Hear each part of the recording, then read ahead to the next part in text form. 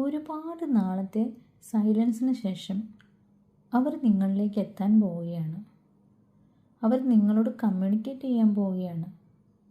ഇത്രയും കാലം കഴിഞ്ഞിട്ടും അവർ നിങ്ങളിലേക്ക് എത്തുകയാണ്. ഇത് ചിലപ്പോൾ വർഷങ്ങൾക്ക് ശേഷമാകാം. അത് ശരിക്കും നിങ്ങളെ ഞെട്ടിക്കും. കാരണം ഇത്രയോ വർഷങ്ങൾ കഴിഞ്ഞ് സഡൻ ആയിട്ട് ഒരു കമ്മ്യൂണിക്കേഷൻ ഉണ്ടാകുമ്പോൾ നിങ്ങൾ ഞെട്ടിപ്പോവുക തന്നെ ചെയ്യില്ലേ? അവർ ഒരിക്കലും ഒരു കാര്യങ്ങളും പ്ലാൻ ചെയ്തല്ല ചെയ്യുന്നത്. ആക്ച്വലി ഇതെല്ലാം അവരുടെ ഉള്ളിലുള്ള പ്രേരണ കൊണ്ടാണ് അവർ ചെയ്യുന്നത്. ഇതൊരു സഡൻ ആക്ഷൻ ആയിരിക്കും.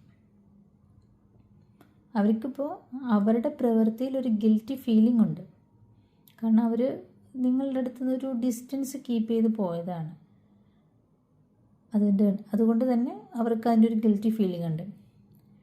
ഇതിപ്പോൾ ഉടനടി സംഭവിക്കാൻ പോകുന്ന ഒരു കാര്യമാണ്.